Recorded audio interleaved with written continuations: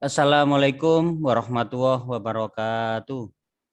Waalaikumsalam warahmatullahi Waalaikumsalam warahmatullahi wabarakatuh. wabarakatuh. Selamat pagi anak-anak semuanya.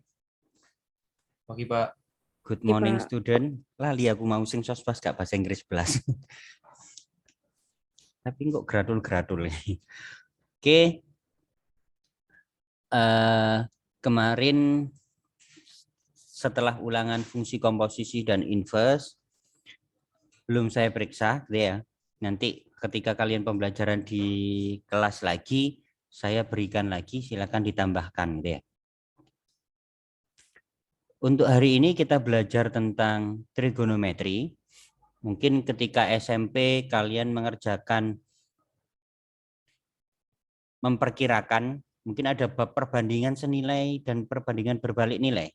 Ya, di SMP. Ya, apakah ada? Lupa Pak. Lupa Pak, daring itu loh Pak. Ketika di perbandingan SMP itu bisa memperkirakan tinggi pohon itu berapa dari perbandingan kalian sebagai pengamat, kemudian perbandingan panjang bayangan kalian ketika berdiri, kemudian panjang bayangan pohon itu nanti menggunakan konsep perbandingan senilai untuk memperkirakan tinggi pohon di sekitar kita itu berapa.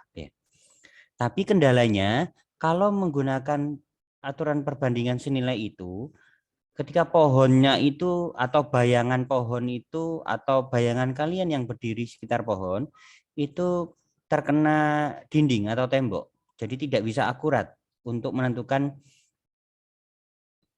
atau memperkirakan tinggi pohon itu. Maka di tingkat SMA itu ada bab trigonometri.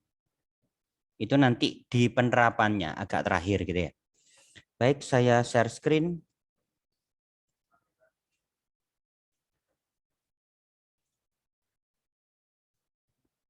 Apakah di layar sudah terlihat?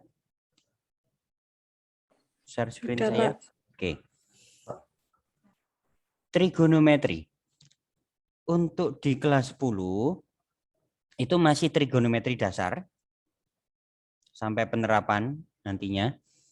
Tetapi untuk kelas 11, kalian naik kelas 11 di matematika peminatan itu ada lanjutannya yaitu persamaan trigonometri dan juga jumlah selisih rumus trigonometri. Naik kelas 12 khusus yang MIPA ya, khusus yang MIPA, kelas 11 ada penambahan trigonometrinya, lanjutannya. Kelas 12 matematika peminatan khusus untuk anak MIPA juga ada lanjutannya, yaitu limit fungsi trigonometri, kemudian turunan fungsi trigonometri. Tapi untuk anak yang IPS tidak, hanya diajarkan di kelas 10 sama dengan kalian nanti. Oke, sebelum ke trigonometri, karena trigonometri nanti juga berhubungan dengan sudut, sedangkan sudut itu berhubungan dengan garis, ada baiknya kalau saya membahas beberapa materi prasyarat sambil mengingatkan kembali tentang garis, ruas garis, dan juga sinar garis. Kalau menurut kalian garis itu apa? Ada yang punya pendapat? Gabungan antara titik-titik. Anissa Hasna. Gabungan Oke. dari Gabungan dari titik-titik. ya titik-titik. Kalau misalkan titiknya tidak beraturan, kayak melingkar titik-titiknya itu. Kalau dihubungkan kan jadi lingkaran akhirnya. Mungkin bisa ditambahkan.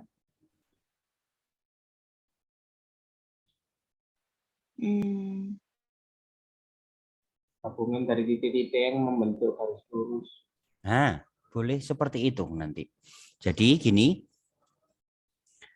garis adalah dua titik atau lebih yang dihubungkan secara lurus dan boleh diperpanjang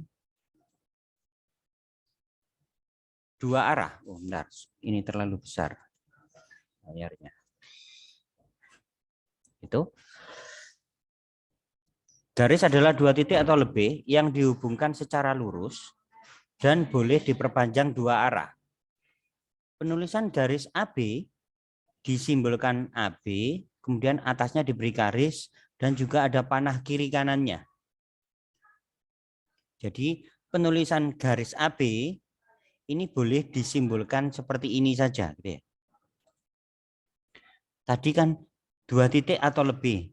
Jadi di sini ada banyak titik, ya, minimal itu 2 titik, minimal 2 titik yang dihubungkan.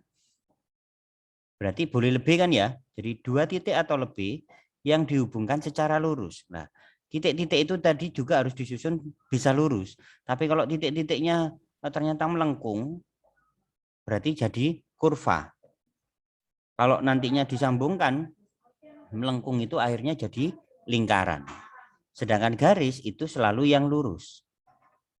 Kemudian masih boleh diperpanjang 2 arah. Jadi ini boleh diperpanjang ke kiri terus, kemudian yang ini juga masih bisa diperpanjang ke kanan terus.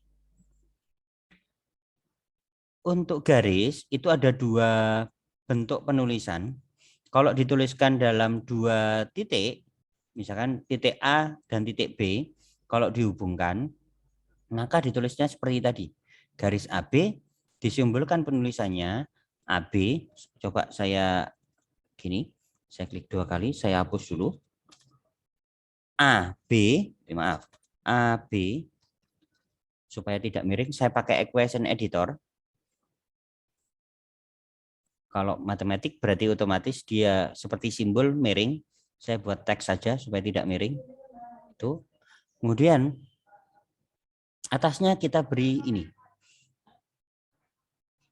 Garis panah kiri dan kanan. Seperti nanti jadi seperti itu. Jadi ini simbol dari garis AB. Tanpa perlu nulis depannya garis. Langsung ditulis simbol seperti ini. Itu artinya garis AB. Kalau dituliskan dalam 2 huruf AB, maka hurufnya sama-sama huruf kapital atau huruf besar. Sedangkan kalau hanya dituliskan dalam 1 huruf, misalkan garis M gitu aja, garisnya ditulis huruf kecil. Sedangkan kalau ruas garis adalah 2 titik atau lebih yang dihubungkan secara lurus, tetapi ya, tidak boleh diperpanjang lagi. Saya perkecil sedikit.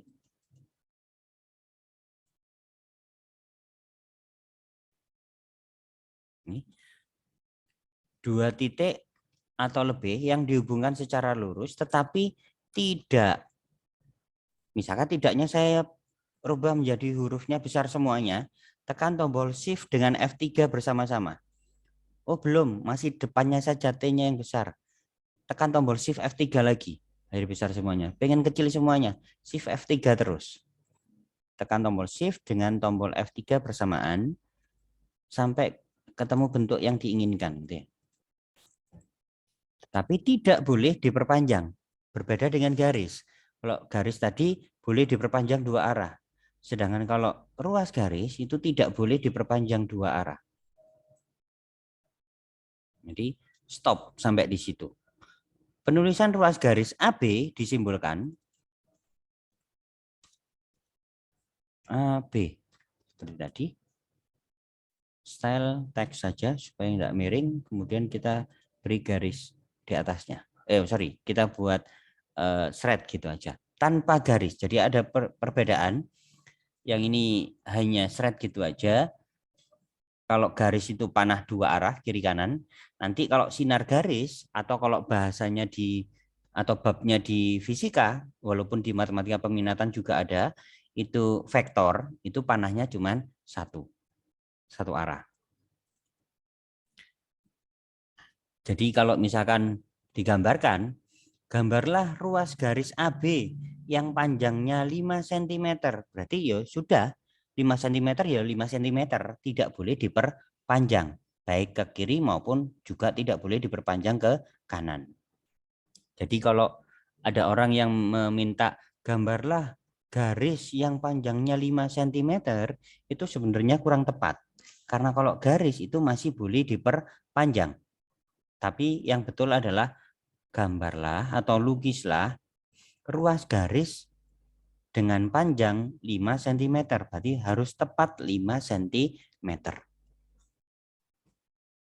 Yang ketiga, sinar garis. Kalau sinar garis, 2 titik atau lebih yang dihubungkan secara lurus, tetapi hanya boleh, saya perbesar seperti tadi hurufnya, Shift F3, Shift F3 lagi, tetapi hanya boleh diperpanjang hanya satu arah saja. Kalau yang 2 arah tadi garis, kalau tidak ada panahnya atau tidak berarah, itu adalah ruas garis. Sedangkan kalau sinar garis, itu kalau di matematika peminatan kita istilahkan vektor, begitu juga dengan di fisika, itu hanya mempunyai satu arah saja. Penulisan sinar garis AB disimbolkan seperti tadi. Jadi panahnya hanya satu, ke kanan atau ke kiri. Kalau seperti ini berarti vektor AB. Titik pangkalnya A, titik ujungnya B. Untuk MTP sekarang kan sudah masuk bab vektor kan ya? Iya. Oke, Iya, seperti Pak. itu, seperti ini juga kan ya. Jadi sinar garis atau vektor AB disimbolkan AB, atasnya ada panahnya ke arah kanan misalkan. Berarti kalau ke arah kanan titik pangkalnya itu A seperti ini titik pangkalnya. Sedangkan titik ujungnya B. Itu yang artinya masih bisa diperpanjang. Sampai di situ paham ya perbedaan antara garis, ruas garis, dan sinar garis.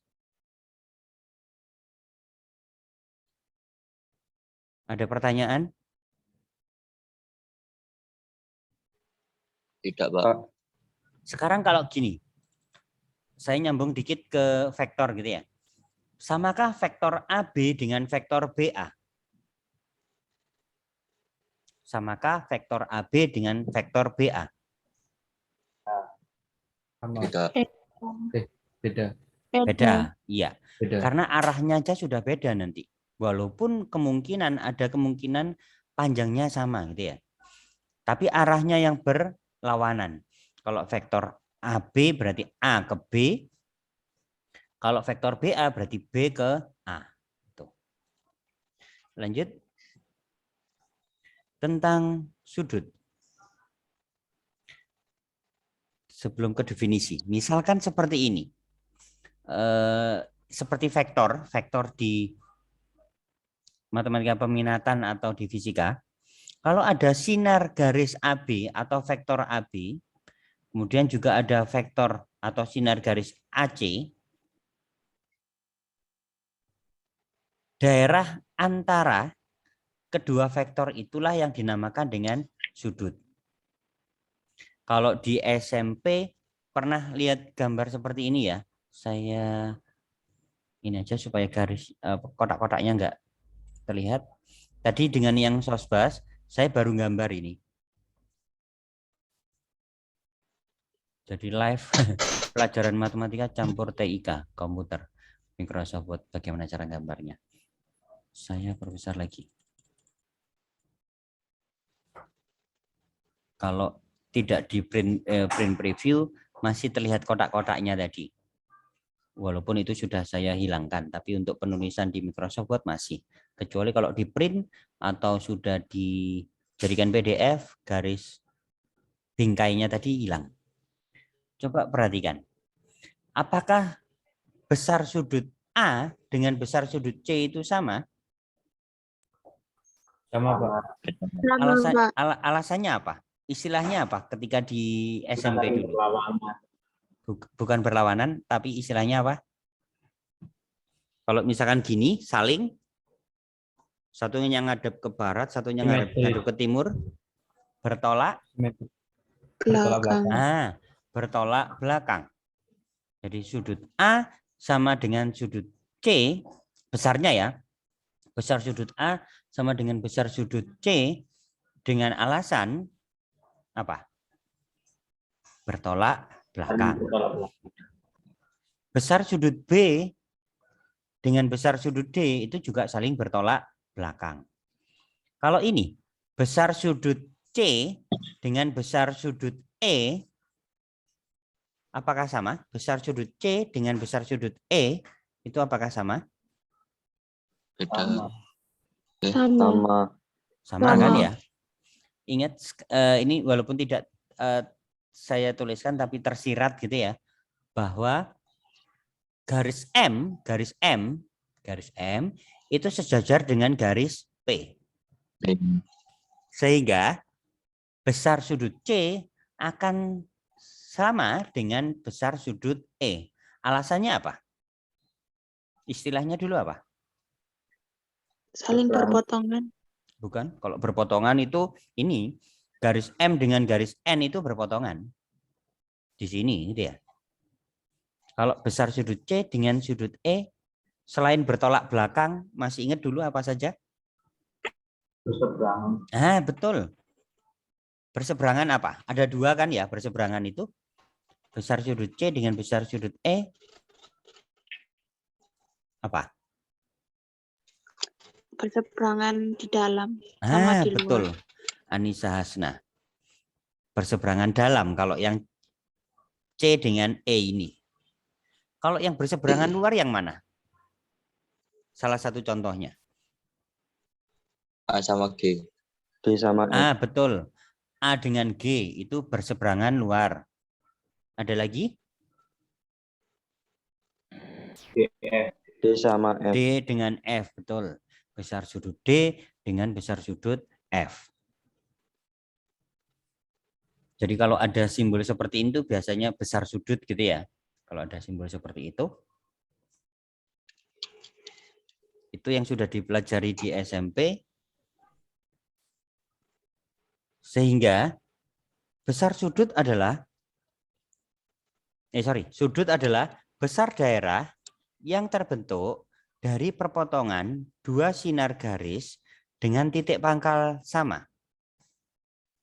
Ini tadi kan sinar garis AB dengan sinar garis AC, titik pangkalnya sama kan ya, yaitu sama-sama A. Kalau misalkan saya buat lagi, kalau yang sospas tadi saya perlihatkan bagaimana membuat garis-garis ini. Klik di insert, shape. Di sini kan ada line, kalau line itu berarti ruas garis, sedangkan yang ini row, panahnya satu, itu sinar garis, sedangkan kalau garis itu istilahnya di Microsoft Word adalah double arrow. Misalkan saya buat sinar garis, klik, jangan dilepas, klik, tahan, digeser. Misalkan seperti itu. Ini warnanya masih biru. Kalau ingin mengubah warna, klik 2 kali dulu boleh, atau kalau sudah muncul di sini shape outline. Kalau no outline nanti tidak ada garisnya, tapi ganti warnanya jadi hitam. Misalkan jadi merah, jadi biru, seperti itu. Kita pakai hitam aja. Kalau misalkan lupa, pengennya saya garis, berarti panah 2 arah. Klik 2 kali, shape outline, arrow. Ini panah dua arah kiri kanan. Ada 2 versi, yang seperti ini atau yang lebih ditebalkan gitu ya.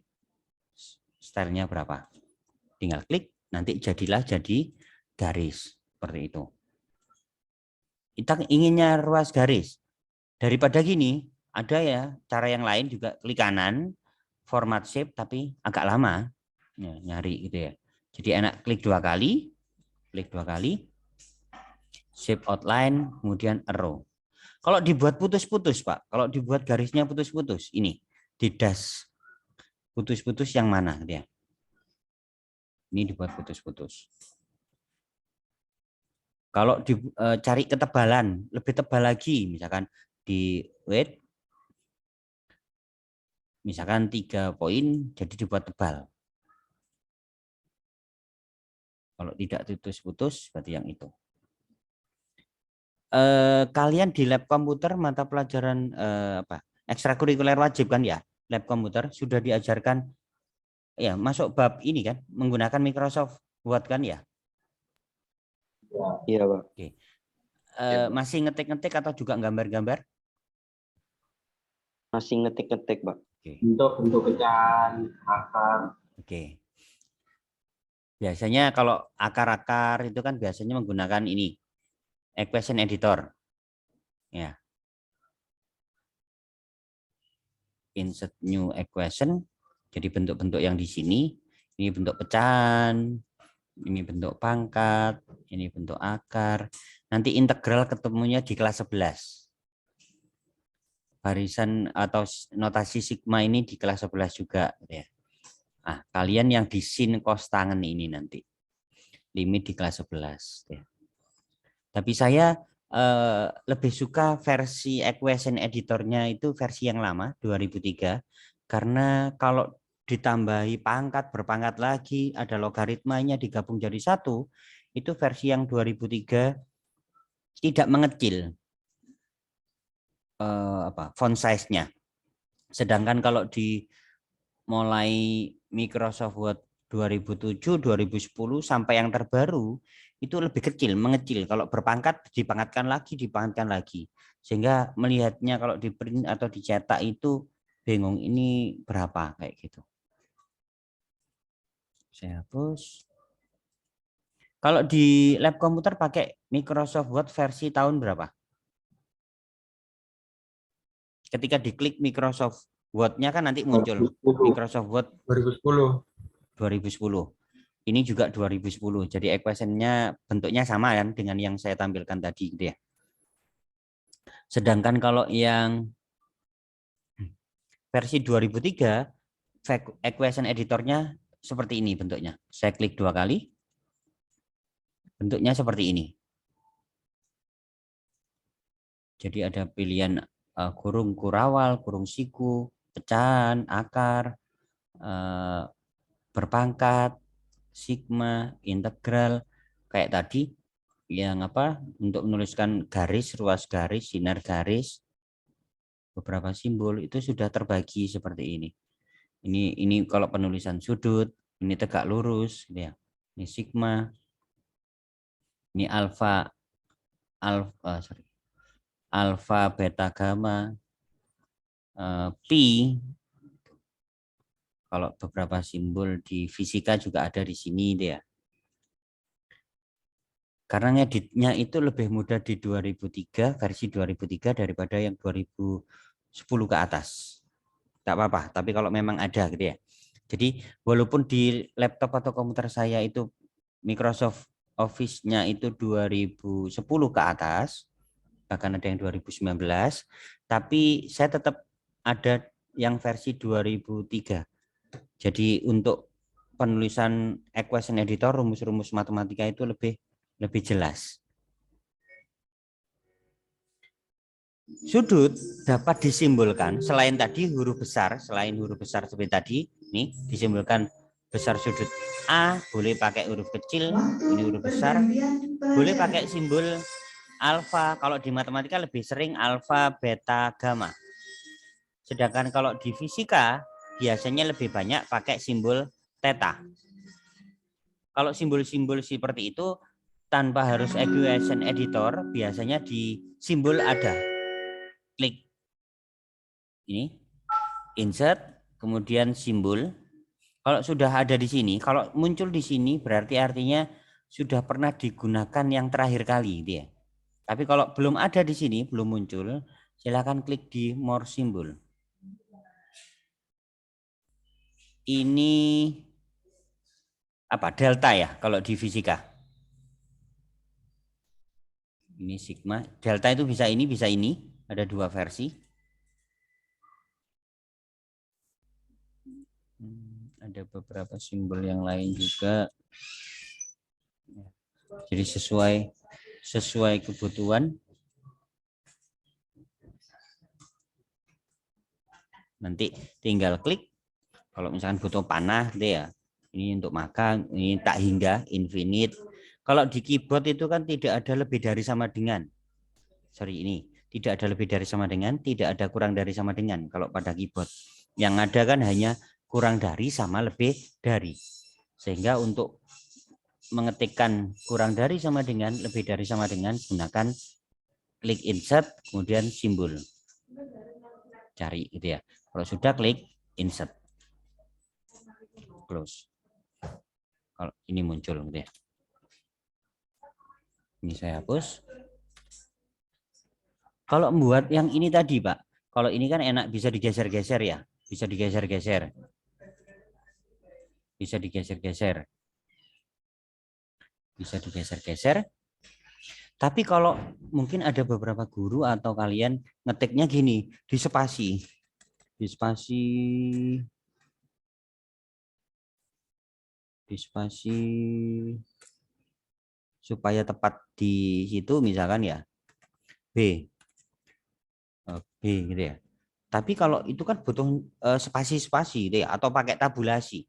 Kalau nggak mau pakai spasi, pakai tab, tabulasi, sorry. Misalkan pakai tabulasi itu gini. Di sini sudah ada simbol itu seperti L gitu ya. Klik di tempat yang kita inginkan pada ruler, penggaris. Kalau belum muncul penggarisnya seperti ini, view, rulernya saya hilangkan dulu. Kan tidak muncul ya. Tidak muncul. Supaya muncul, view ruler. Mohon maaf kalau penyebutan bahasa Inggris saya kacau. Jadi klik di sini, di tempatnya kemungkinan kita naruhnya di mana gitu ya. Oh di sini, berarti klik di situ. Kalau sudah nanti tinggal tab, nanti muncul gitu ya. Ini oh sini. Ini kok nggak bisa. Bentar. Oh enggak, buatnya agak ini. Oh saya sedang. Apakah internet sedang? Oh ini, sorry. Saya klik di sini, muncul. Internet masih aman ya? Apakah di saya terpatah-patah? Patah-patah. Iya, ini tadi barusan kayaknya tidak stabil. Jadi setelah klik di garis, di penggaris itu di ruler, tepatnya di mana? Ini kan klik tahan, jangan dilepas dulu untuk memperlihat. Oh, ya wis, taruh di situ. Kalau sudah, tinggal tab. Kemudian tekan tombol huruf B gitu ya. Tapi resikonya kan harus tab dulu. Dan tidak bisa dipindah kemana-mana. Kan nggak bisa dipindah ke sini gitu ya. Harus enter, spasi atau tabulasi lagi. Maka sebaiknya kita tidak menggunakan tabulasi atau spasi, tapi menggunakan seperti ini. Cara buatnya, kalau saya hapus misalkan. Insert. Ada text box. Jangan pilih salah satu dari itu. Pakai yang draw text box aja. Kita menggambar text box. Klik.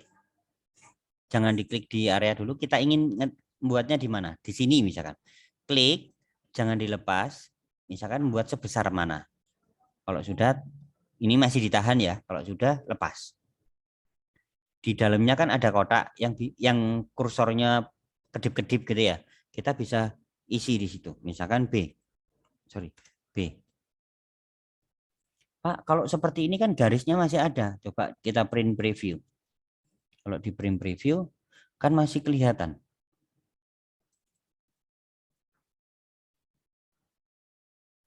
Nah, ada kotaknya masih kelihatan. Supaya tidak muncul kalau di print atau dirubah ke PDF, maka klik 2 kali di garis itu. Klik 2 kali di garis. Kalau shape outline, itu yang saya maksud seperti tadi. Kalau hitam berarti warnanya hitam. Kalau warnanya biru, dia akan jadi biru. Seperti ini. Garisnya akan jadi biru. Garis luarnya. Klik 1 kali atau 2 kali supaya muncul menu ini. Kalau untuk menghilangkan berarti no outline. No outline. Supaya tidak, kalau ditindih itu tidak kayak gini. Kalau gini kan nggak kelihatan. Garisnya itu tidak transparan ya, apa B itu backgroundnya tidak transparan sehingga menutupi dari garis. Supaya tidak menutupi garis berarti backgroundnya atau istilahnya fill-nya kita rubah.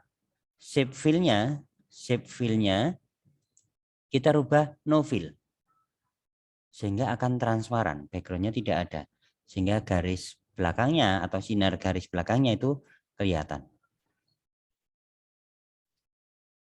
Apakah harus buat satu-satu dari seperti itu tadi Pak untuk buat ABC? Bisa di copy paste.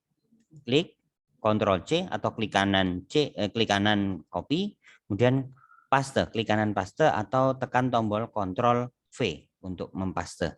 Tinggal ganti kan nanti A misalkan gitu. A. Tinggal geser ke, nah kalau ini kan bisa diletakkan di mana-mana gampang. Seperti itu. Saya hapus.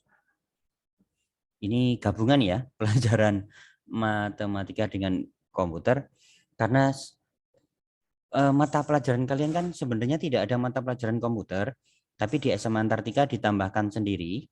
Kita tambahkan lab komputer itu untuk mengantisipasi masa anak SMA itu tidak ada pelajaran komputer, sedangkan nanti kuliah itu tugas-tugas kebanyakan diketik ya gitu.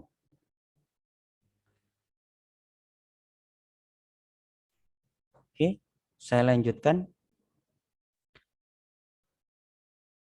Ini tadi saya beri simbol sudut alfa ya. Boleh alfa, boleh beta, boleh gamma, boleh theta. Kalau di fisika lebih banyak theta atau pakai huruf. Berikutnya, mungkin yang kalian kenal sudut, satuan sudut itu hanya derajat ya. Padahal secara internasional itu ada 3 satuan sudut. Ada 3 satuan sudut. Ada 3 satuan sudut. Kalau ini tadi yang bergabung 31, berarti 1 orang yang tidak ikut nanti. Saya cek. Satuan sudut itu di dunia ini ada 3 yang teridentifikasi gitu ya. Kalau Indonesia menggunakan satuan derajat, kalau di Inggris kan istilahnya degree, sehingga kalau pernah pegang kalkulator, baik kalkulator di HP atau kalkulator beneran, itu ada tulisan di atas tuh DEG atau DRG. Ya. Itu artinya nanti kalau mencari sinus, kosinus, tangen itu menggunakan satuan derajat seperti di Indonesia. Satu putaran penuh ya, satu putaran penuh kalau pada satuan derajat itu setara dengan 360 derajat. Ini simbol derajat. Sedangkan kalau menggunakan satuan radian, beberapa negara lain menggunakan satuan radian. Kalau di kalkulator, baik di HP ataupun kalkulator beneran, itu tertulis RAD, itu artinya radian. Satu putaran penuh pada satuan radian itu setara dengan 2 pi radian. Loh, Pak, apa bedanya pi yang di sini dengan pi yang di lingkaran? Kalau keliling lingkaran, keliling lingkaran rumusnya apa? Pi kali R. Pi kali D. Boleh pi kali D.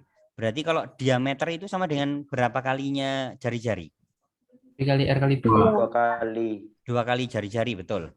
Berarti boleh keliling lingkaran itu pi D, boleh 2 pi R gitu ya. Karena diameter sama dengan 2 kali jari-jari. Biasanya angka 2-nya ditaruh depannya pi. Kalau pi pada lingkaran itu tadi diganti berapa biasanya?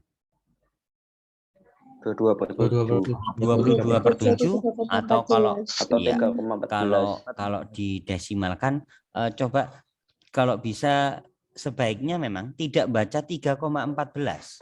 Kenapa? 3 saja itu sudah satuan. Sedangkan belakangnya koma berarti kan per puluhan, per ratusan gitu ya. Tapi kalau dibaca 3,14 artinya setelah satuan itu malah puluhan gitu kan ya. Jadi yang lebih tepat bacanya adalah 3,14 bukan 3,14. Pernah tahu berapa angka di belakang koma? Sebanyak berapa? Kalau yang biasanya dipakai kan kita bulatkan 3,14. Sebenarnya kan masih ada banyak angka di belakang 4 itu. Pernah ada ilmuwan meneliti pi itu di belakang angka koma itu masih ada angka sebanyak 2 juta. Itu pun masih bisa dikembangkan lagi. Karena kalkulator atau alat hitung yang beliau kembangkan itu masih support untuk 2 juta angka di belakang koma. Berarti artinya masih ada banyak angka mungkin di belakang koma itu. Sehingga yang lebih tepat kita gunakan pi itu pada lingkaran ya. Itu yang lebih tepat adalah pakai 22/7. Tuh. Sedangkan kalau di sudut sekarang ini, pi pada radian berarti 1 pi ya yang saya maksud, 1 pi pada radian itu setara berapa derajat? 1 pi radian itu setara berapa derajat berarti? 180. Betul. Setara dengan 180 derajat. Seperti itu.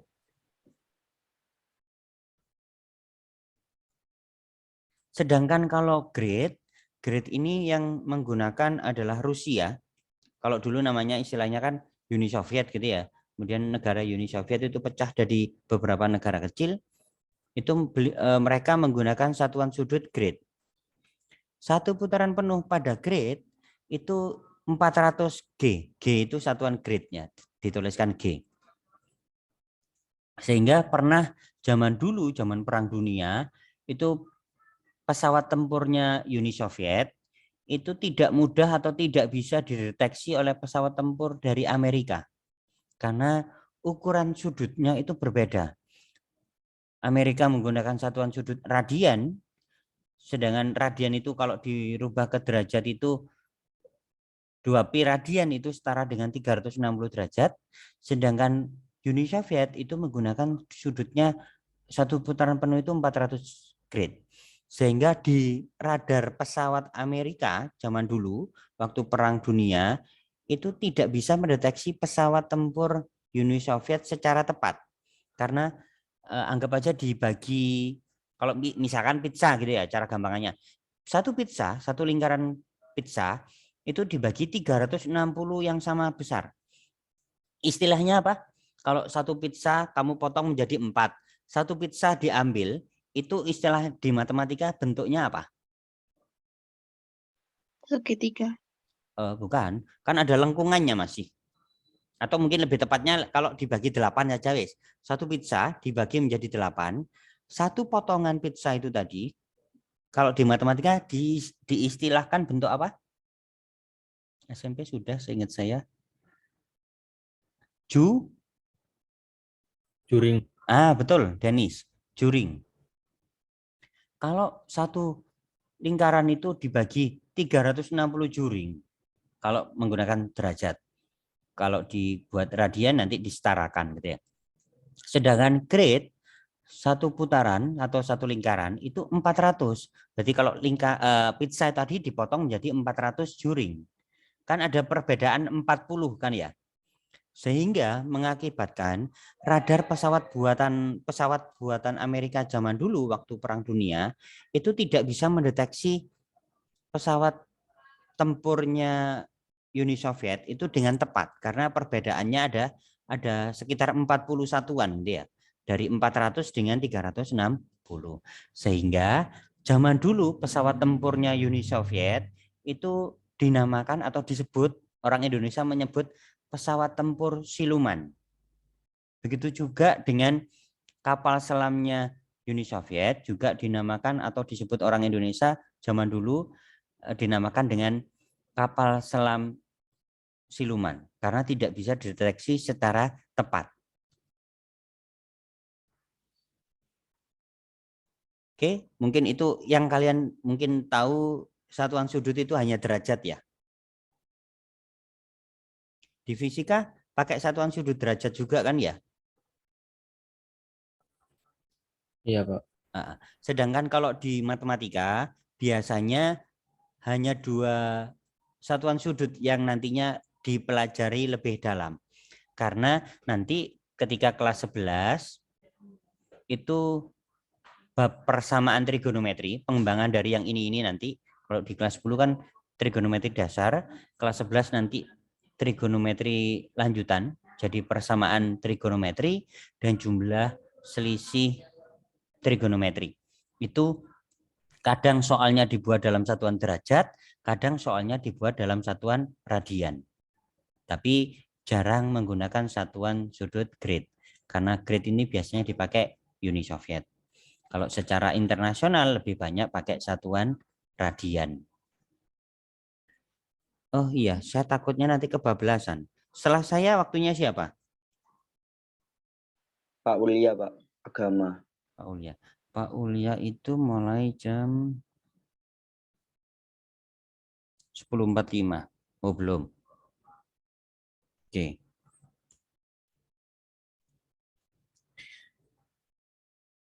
Sampai di situ ada yang perlu ditanyakan? Silakan.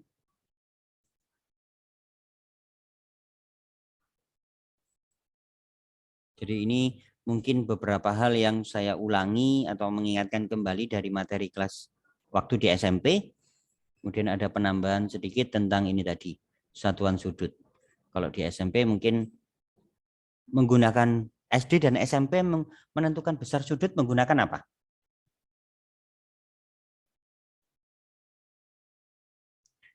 Busur. Ah, betul, istrinya Pak Sur. Busur gitu ya. Jadi untuk penerapan nantinya, semoga kalau nantinya sudah masuk di penerapan trigonometri itu sudah boleh pembelajaran tatap muka atau pas pembelajaran tatap muka di sekolah, sehingga kita bisa menerapkan itu manfaat belajar trigonometri dalam kehidupan sehari-hari. Kita nanti pembelajaran outdoor. Ke alun-alun Pak, ya enggak.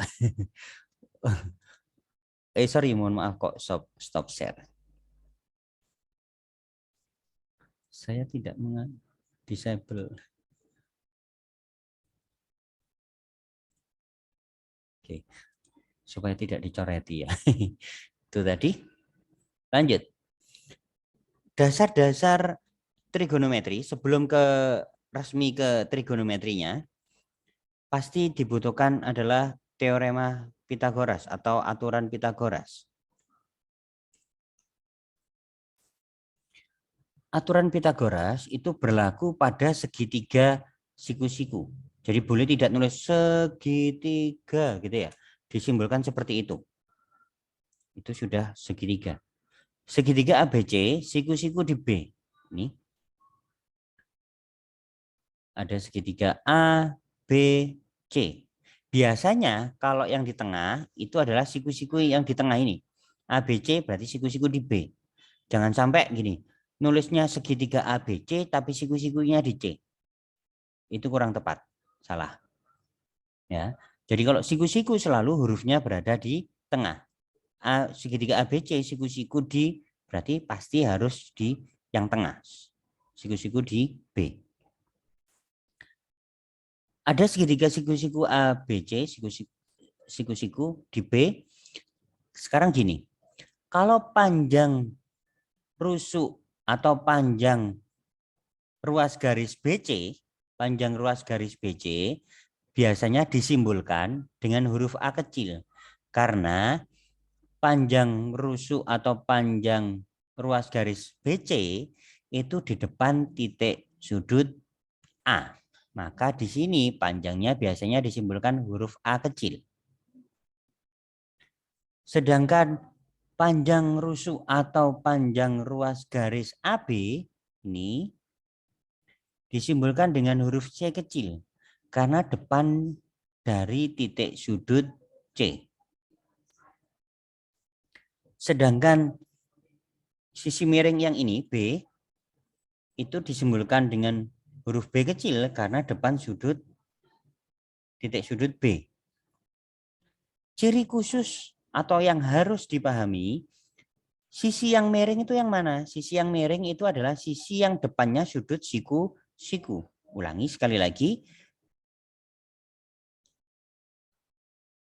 Sisi miring adalah sisi yang depannya sudut siku-siku. Itu yang diperhatikan. Karena kadang-kadang Andri kalau membuat soal saya putar. Misalkan segitiganya seperti itu. Lah, kalau gitu kan miring semuanya. Nah, mana acuan atau petunjuk untuk menentukan sisi yang miring. Sisi miring adalah sisi depan sudut siku-siku. Berarti yang ini. Saya kembalikan lagi. Saya undo, Ctrl Z. Ini simbol siku-siku. Jadi garis mendatar kemudian ke bawah. Itu adalah simbol segitiga siku-siku. Walaupun menggambar segitiga siku-siku itu menggunakan busur atau garis siku-siku, tapi kalau belum ada tanda seperti ini, maka belum dianggap segitiga siku-siku. Walaupun gambarnya segitiganya agak menceng, tapi ada simbol siku-siku seperti ini, berarti pasti diyakini segitiga itu adalah siku-siku.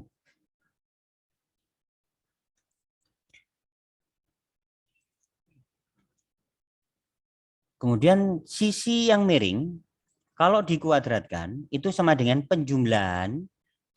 Sisi yang miring dikuadratkan itu sama dengan penjumlahan dari bentuk kuadrat kedua sisi yang lain. Berarti B kuadrat sama dengan A kuadrat ditambah C kuadrat. Sedangkan kalau yang dicari bukan yang miring, A itu kan bukan miring. Karena bukan depan sudut siku. Kalau mencari yang bukan miring, maka yang miring dikuadratkan, dikurangi yang lain dikuadratkan. Mencari C kuadrat juga seperti itu. C kan bukan yang miring. Maka C kuadrat sama dengan yang miring dikurangi yang lain dikuadratkan. Kalau mencari C,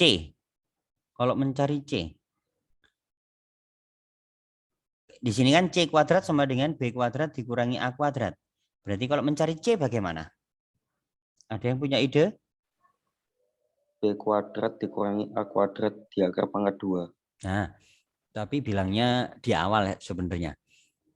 C sama dengan akar kuadrat dari B kuadrat dikurangi A kuadrat. Oke, sip. Tidak saya tuliskan itu kan konsep dari SMP sudah kan ya? Oke. Baru ini yang benar-benar dinamakan trigonometri. Dari kata-kata tri, berarti ada 3. Yaitu sinus, kalau penulisan lengkapnya saya tulis di sini. Sinus, penulisan lengkapnya saya kecilkan aja. Sinus. Jadi kenapa dia otomatis sin terus US-nya itu huruf miring? Karena sudah dianggap US itu sebagai sudut. Kalau di Microsoft Word untuk equation editor.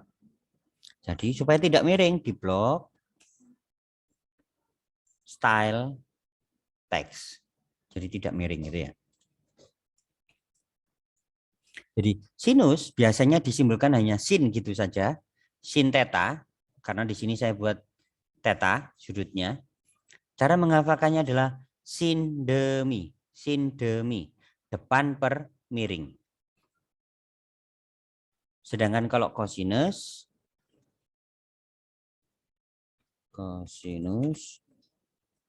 seperti ini juga. Cos normal, tulisannya tidak miring.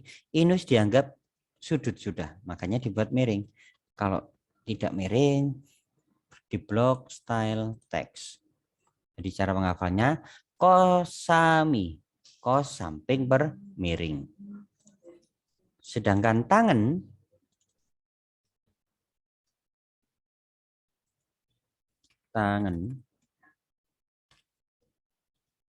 sama saya blok style text. Jadi sindemi, kosami, tandesa.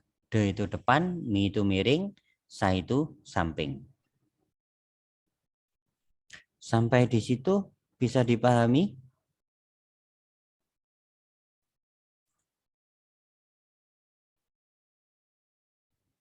Oke. Mungkin ada pernah yang lihat di buku atau di internet, ada yang menuliskan tangan itu bukan tan, tapi TG. Biasanya kalau TG itu orang Indonesia sendiri yang membuat. Karena secara internasional itu yang dituliskan adalah tan dari tangan itu. Coba dilihat, semuanya kan 3 huruf, sin, kos, walaupun tulisannya cos gitu ya, tan. Kalau ditulis TG berarti kan tidak beraturan, hanya 2 huruf, sedangkan yang lain 3 huruf. Ini dasarnya, dasar dari trigonometri. Mungkin pernah dengar kosinus, kotangen, kosekan, sekan, dan kotangen itu adalah pengembangannya. Pengembangan dari sinus, kosinus, dan tangen. Kebalikannya. Itu yang akan kita bahas pada pertemuan berikutnya. Gitu ya. Hari ini kita masih pengenalan dulu. Untuk menentukan sinus, kosinus, tangen nanti dibutuhkan aturan atau teorema Pitagoras. Karena kadangkala yang diketahui hanya 2 rusuk panjangnya, misalkan yang diketahui miring dan samping. Berarti butuh mencari panjang sisi depannya menggunakan aturan Pitagoras seperti ini tadi. Jangan dihafalkan ABC, tapi pahami yang seperti yang saya bilang. Kalau mencari yang miring, berarti yang miring kuadrat sama dengan jumlah kuadrat dari sisi yang lain. Sedangkan kalau yang dicari yang bukan miring, maka yang bukan miring dikuadratkan sama dengan yang miring dikuadratkan dikurangi yang lain dikuadratkan. Itu yang perlu dipahami. Gitu ya. Karena kalian juga sebentar lagi dengan pelajaran yang berikutnya,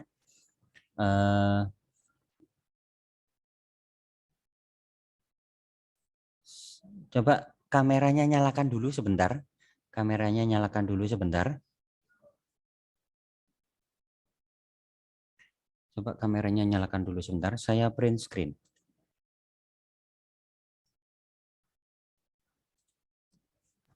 Oh, agak delay.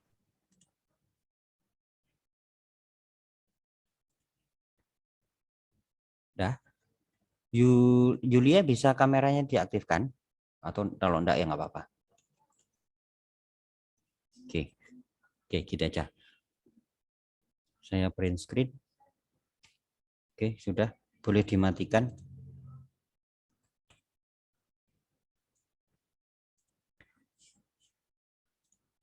Oke, pembelajaran hari ini cukup sampai di sini dulu. Karena saya juga ada kelas yang lain. Kalian juga ada pembelajaran dengan PAB gitu ya. Semoga pembelajaran yang daring ini tetap bisa kalian pahami dengan baik. Nantinya untuk beberapa tipe soal yang lebih susah mungkin kita bahas di tatap muka saja gitu ya. Oke, terima kasih. Mohon maaf atas segala kekurangan. Assalamualaikum warahmatullahi wabarakatuh. Waalaikumsalam warahmatullahi wabarakatuh. Wabarakatuh. Terima kasih, Pak. Makasih, Pak. Ya, sama-sama. Iya, Pak. Sama-sama.